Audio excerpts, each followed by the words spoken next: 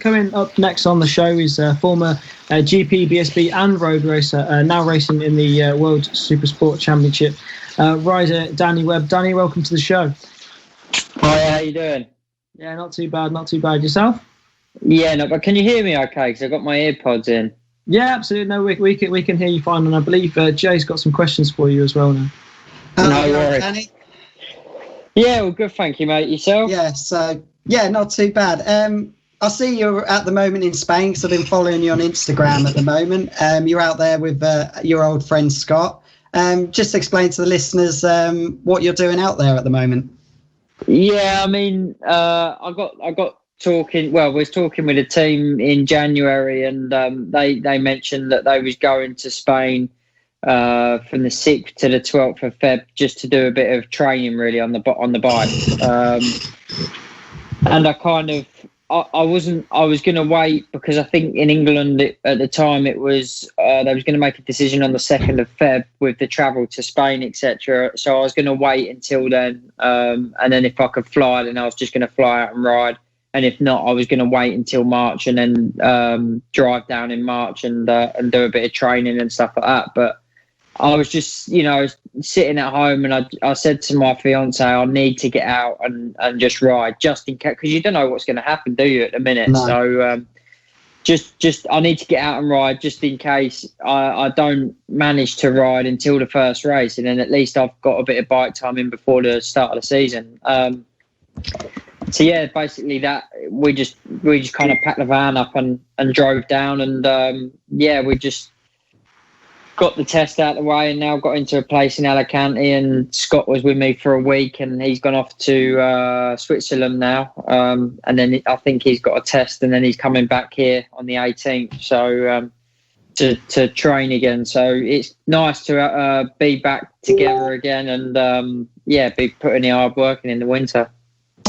So it was your first season in World Supersports last season. Really consistent season, some really good top tens. Was it everything you expected, or felt you could have done better, or happy with your performances? I would have liked to have done a bit better, but to be honest with you, I think I underestimated how fast the riders were there, and.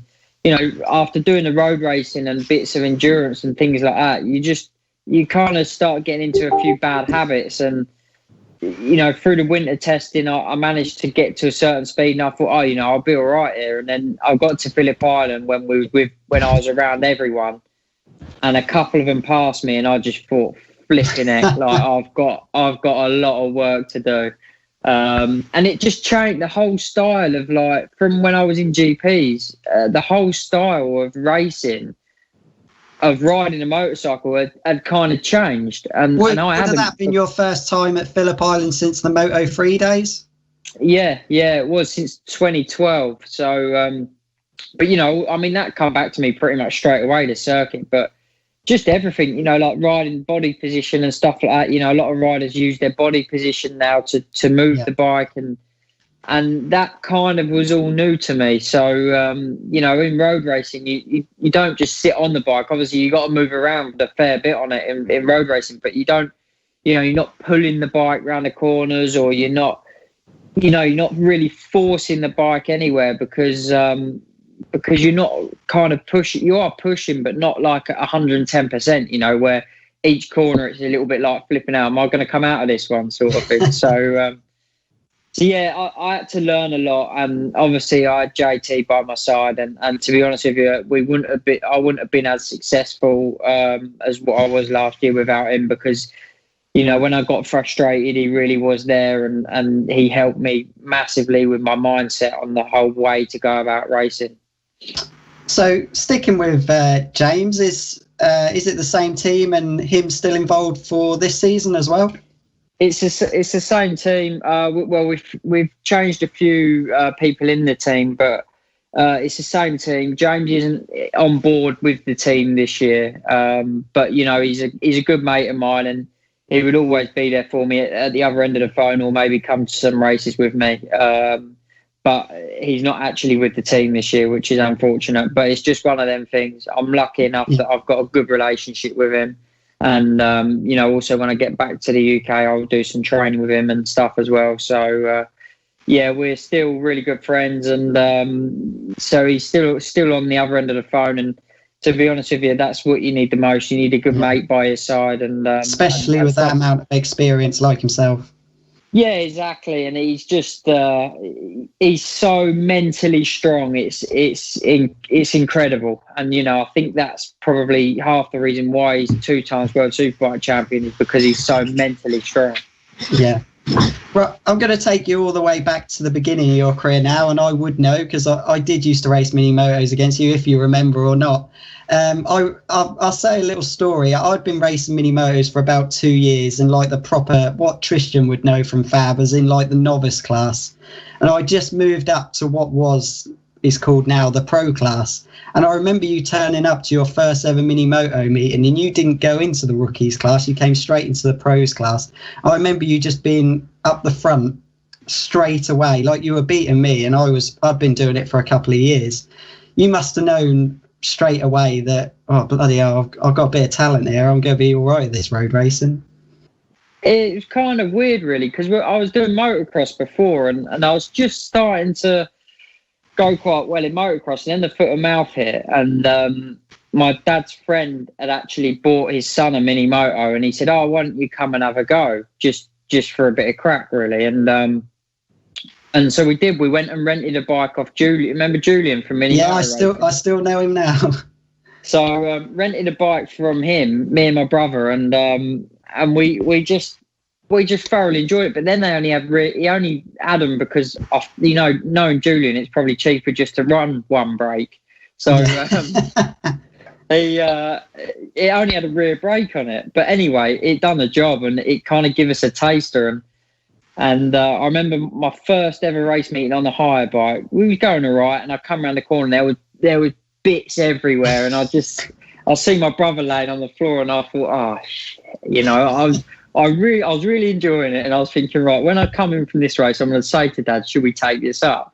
And then I see my brother on the floor, and I thought, there's not a chance in hell we're going to do this, because he's just gone and hurt himself. But no, my brother come back. He was fine in the end, and then we ended up doing it. And brilliant times, mini motos. They were just good fun, and that's obviously where I met you, and where I met Scott as well. And I've still got old videos of you battling with Luke Mossy as well, on the old Passinis, and I remember you used to be on a blue Plini. You were. That's what I remember. Yeah, that's it. Yeah, that was my last year, and with the Mossy boys, and it's nice to see. We're all still well. The majority of us are still racing now. I know Jamie's not, but Luke and Scott, and we're all still friends as well. I don't think any of us have fallen out. So it's really nice. So going a bit further into your career, obviously, I remember you on the orange Super Team bike that you could barely touch the floor on. I was just wondering, do you still own that bike? No, I don't. You know what? I really wish we did, because we bought it off. Who did we buy it off? We bought it off someone who was local to us, who used to race, and we just run. That's how we run it all year, however they had it. And it was a brilliant bike. Like, it hardly ever went wrong, and it was just fantastic. I think all we changed from it was the gearing and put fuel in it, and away we went. And it was just, I really wish we'd have hung on to the bikes, but then, you kind of had to sell your bikes to afford the next one. Yeah, exactly, to pay for your racing for the next year. Yeah, so obviously after the Super Teams, you were in British for a little while, but the rules were pretty bad at the time because you had to put weight on your bike, and you eventually went and moved to Spain. Just explain to people how you it was then a MotoGP Academy. We were just talking to Bradley Smith about that, and how you got the chance to get into what was GP 125s back then. Yeah, really, really odd. We went to... First of all, I'd signed a contract with UK One Racing to go to the BSB Championship on the 125, and then I went down to Spain to the last Grand Prix in Valencia with my brother and my dad, for a meeting with Alberto Puig. It was about the academy, and we didn't really know at the time, but it was actually for my brother. And we sat in the Suzuki hospitality, and Alberto turned around and said, "Sorry, James, you're just going to be too big." And he asked me my name and if I raced, and I was like, "Yeah." And he said, "Where did you finish in your championship this year?" And I said, "Oh, second." And he said, "Well, do you want to ride for me?" And I was like, "Well," I said, "we've done a deal with the British Championship team, but we can discuss things with them and see what we can do." And then, Kevin Newton, who owned the UK1 racing team, was fantastic. And he said, "Yeah, you've got to do it 100%. You can't turn this opportunity down." So yeah, we was doing both, but I had some massive crashes on the British Championship bike, and it was just due to the amount of weight we had to run on the bike. We had to run 24 kilos on the bike, and it was kind of unrideable.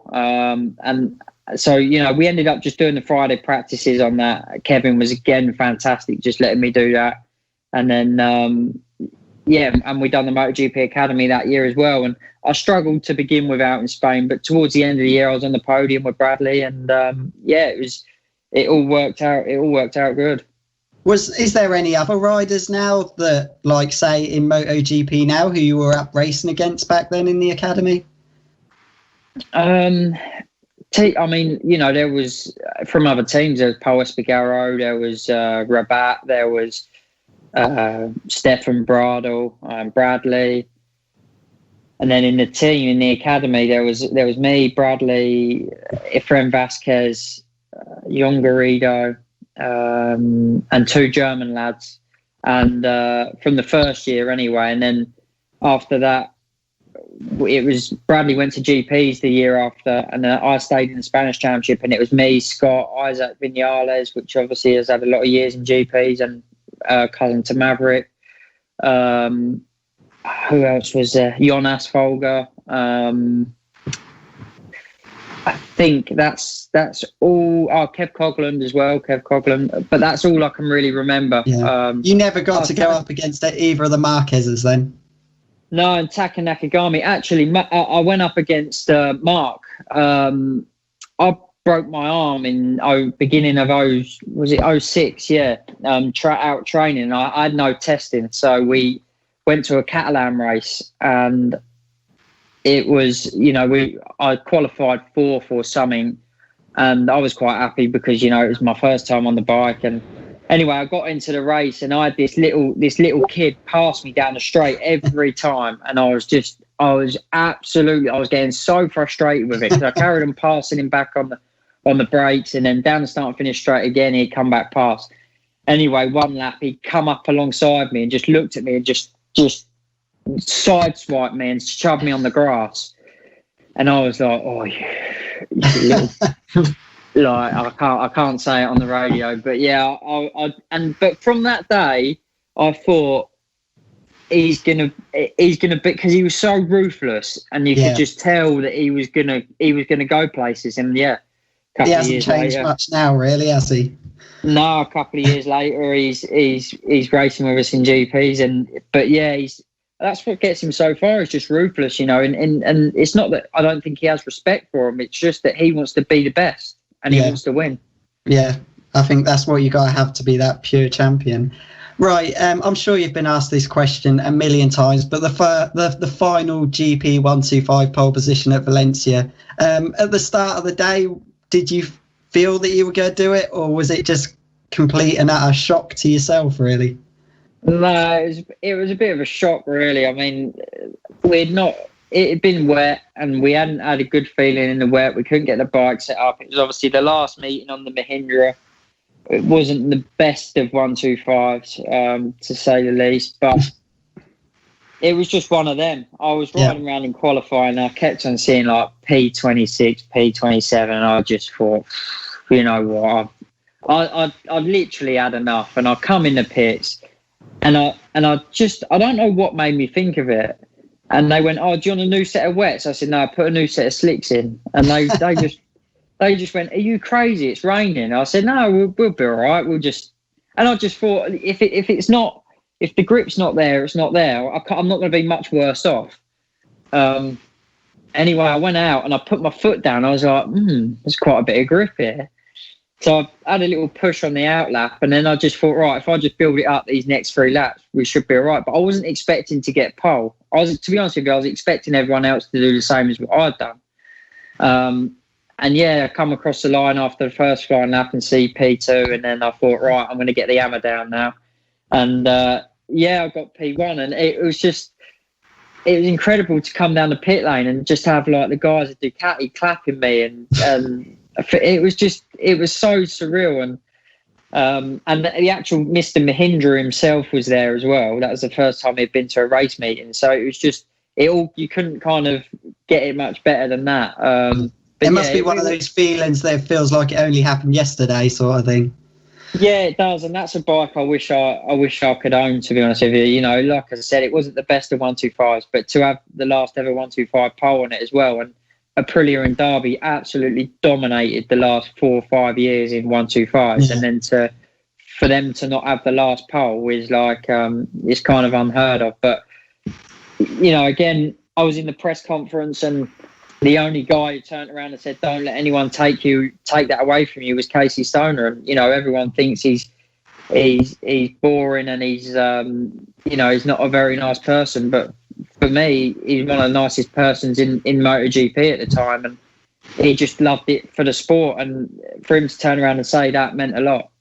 Did you stay in contact with any other MotoGP riders at all? Were you in conversations with any? Obviously, you would have been with Brad, but any of the others? Not really, no. I mean, I you know, obviously Scott, I've never lost contact with him. I'll speak to him if I see him, you know, Taka Nakagami and the Espargaro brothers. You know, we all kind of grew up together, but Marcel Schrotter, Jonas Folger, I see them actually last week. So, you know, and we never really, again, we always got on. No one really fell out. So, but yeah, it's nice to see. It's nice to see all them doing such a fantastic job at that high level. You were one of the few riders who rode the old 2-stroke 125s and the new Moto 3s. Well, they're not so new anymore. But which one did you prefer riding out of the two? I preferred the 125. You know, it was more. One, it was a bit more. They was a bit more technical to set up, and another, you had to ride them more. The Moto 3 bikes, you could just ride them a bit too. They was a bit too forgiving. You know, you still got to rev them. You've still got to ride them. Don't get me wrong, but they just seem to be a lot more rider friendly. Whereas the 125s wasn't. You know, you see a lot more high sides. You do see high sides of Moto 3 now, but it's all just. They was just harder to ride. There was more of a technique to the 125s than what there was the Moto 3 bikes. Obviously at Fab, where I still ride in the pit bike class, the kids are still learning on the Metrokit 50s and the 70s, and I still think the 2-strokes are the best ways for kids to learn, because when they now get onto a Moto 3 bike, it's just so much easier for them.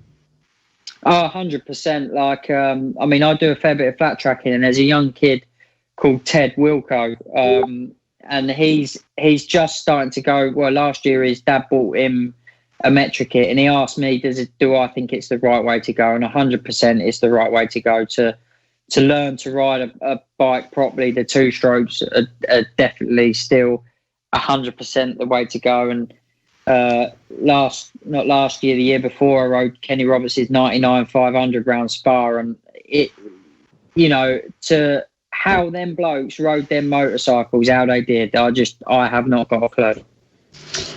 Going on to that really next, because you obviously done the classic TT and things like that before. How the hell did you go from racing in GP bikes to riding in the Isle of Man? Because the only other rider I can think about who's really done that was Carl Fogarty. So how the hell did you land up doing road racing? It was when I was in GPs. I went over to the Isle of Man with Tim Reeves, the sidecar driver, for a charity event. And when he'd first agreed to do the TT, I thought he was mad, and I didn't disagree with it, but I just thought it wasn't quite for Tim. But when I went over there for that charity event, he took me around the track in the car, and I just thought, now I understand why they do it, because It's just incredible. Anyway, it left my mind. I never really thought about doing it. It was on my bucket list from then, but I never really thought about doing it much. And then ended halfway through 13, I've separated from my GP team, done a couple of rides for Simon Buckmaster on the PTR Honda, and then had nothing because I didn't have any money, and I didn't have a ride for the year after. And I just wanted to go and ride a motorbike, race a motorbike, and have fun, and just kind of go back to grassroots. And it was just the time. I just sat there and I thought, Christmas Day, I said to my dad, right, I hope you and Mum agree with this, but I'm going to go and do the TT. I want to do it. Whether it's a year, whether I like it or I don't like it, I don't know, but I'm going to give it a go. So I got in contact with Paul Phillips. He thought it was a bit of a joke at the time. And, we'd done a deal with Ryan Farquhar, which, again, is one of the best guys I could have gone with because he's got so much knowledge of and experience around the place.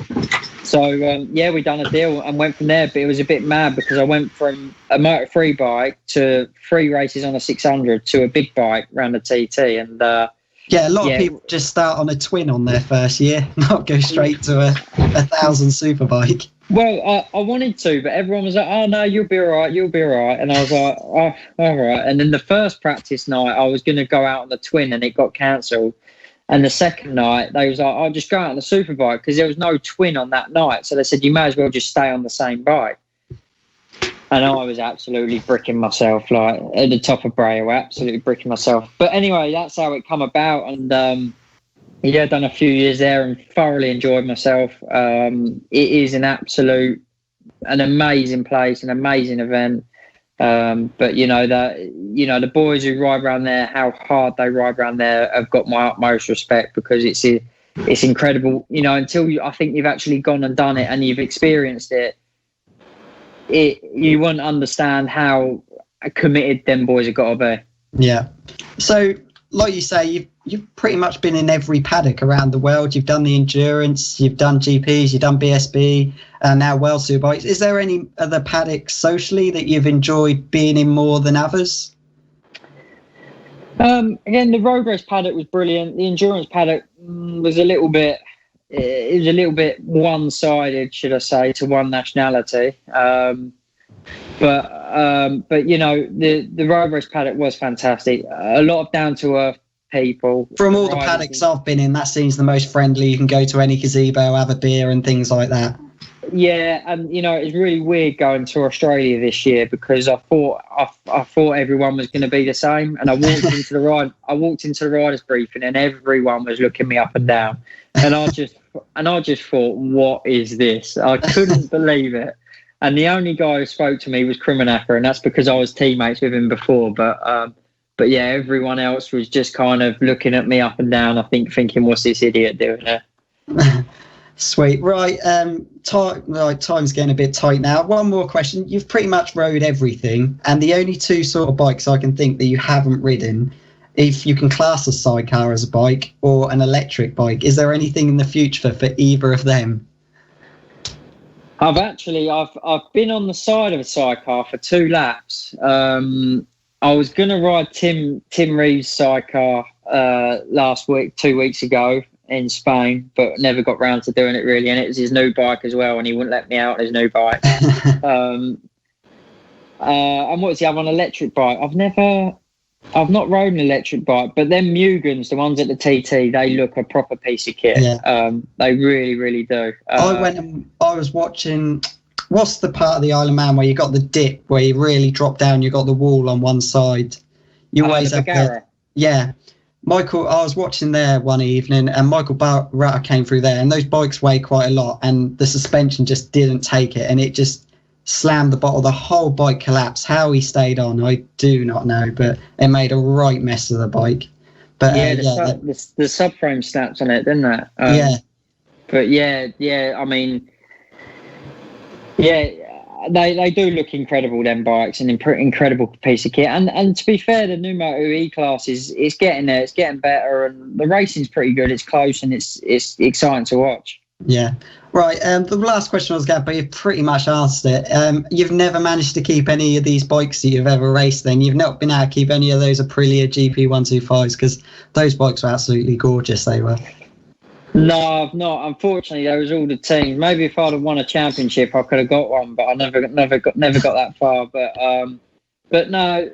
To be honest with you, the bike I would love to own is the RG500 I rode around the Classic TT because it was just an amazing, immaculate piece of kit, and the job the classic Suzuki team do with it is just amazing. So that is one I would like to have, but it'd have to go in the kitchen.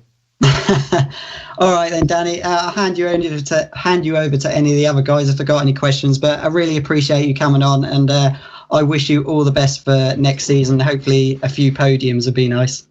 Yeah, that's the aim, mate. That's the aim. A few podiums and top 5. Cheers for that, Danny. Thank you. Cheers. Thank you. Just want to ask you a little bit about your time in World Supersport, because obviously, I mean, it's your latest venture. Obviously, you're there with a Yamaha team. What's it like, sort of being in a fairly new team compared to some of the other Yamaha teams that have been there for a while, and there's some really strong teams in the category? Yeah, we as a team we've had a lot of work to do.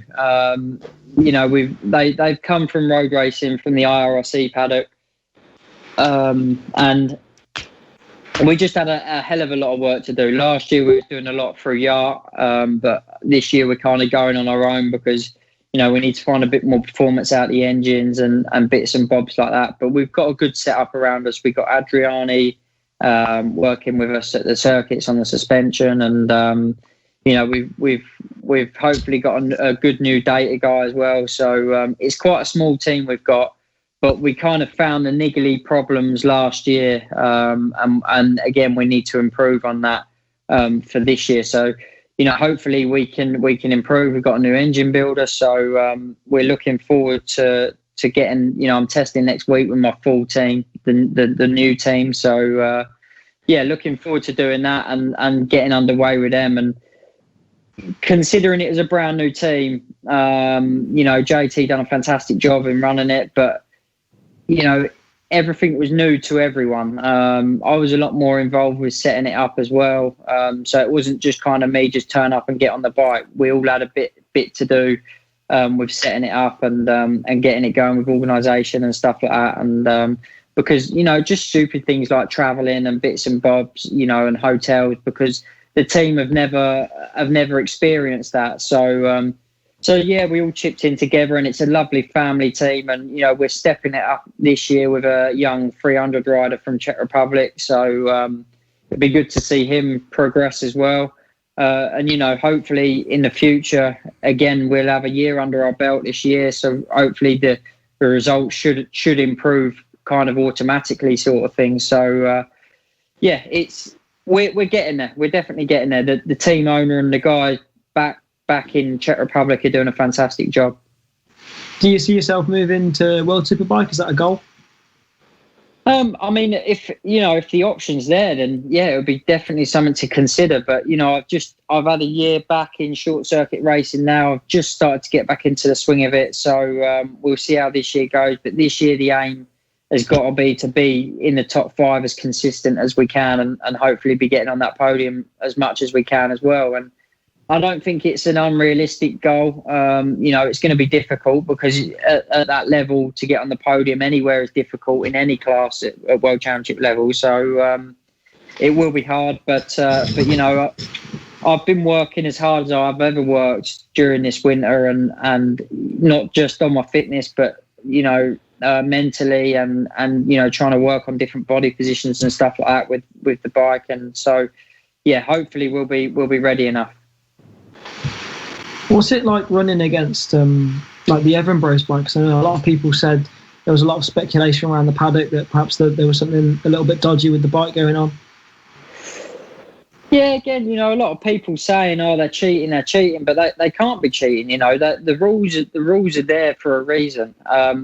Don't get me wrong. I think they found something other teams haven't quite found, but it will be within the rules. And I've heard things on how they circulate the the oil in the engine before they even start it up, which is a simple thing, and you wouldn't think it doesn't really make a massive difference in performance, but it's all them little things what do make a difference. So they're in it to win it at the end of the day, and we'll see if it definitely is the bike or not with Odendale, because he was around at the end of the year, we was always in the kind of group together and battling together. So if he's all of a sudden winning races by 10 seconds, 5 seconds, then we'll know, won't we? But, Andrea Locatelli's a fantastic rider as well, and he's proved that by getting on that Yamaha R1 and going as good as he has straight away. So, they definitely had something better, but I don't think it was a lot, like a million times better. I think it was just the all-round package what was good. No, that makes sense. And for a rider like you, what does it take to sort of, in the sort of state that Supersport's in now, what does it take for you to progress into a team like F1 Bros? Because obviously, there's a lot of budget that needs to go behind it as well. The honest answer is money. If you've got a pocket full of money, you'll be all right. But hopefully our team we can step it up, because the team owner has got he's got the right mindset for it all. He's got the heart for it. He's not in it to charge riders money. He's in it to give riders opportunities and give them the correct opportunities. So if we can get the bikes working as at the top level we can, then hopefully in the future we have spoke about possibly bringing some young Czech riders in and also some young English riders in. So this is a team which works solely on one guy, and one guy funding it, and it doesn't work on riders bringing money in. Well, that's brilliant to hear, and those are kind of opportunities we need to see arising a little bit more, especially for British riders and for all riders really. So it's that's brilliant to hear, and brilliant to hear you've got a good team behind you as well. So thanks a lot for coming on, and just make sure no one else has got any questions they want to ask. Brilliant, thank you. All right, thank you very much, Danny, and best of luck with whatever happens this season. Brilliant, thank you ever so much. Cheers, Danny. See you later. Cheers, thank you. Bye-bye.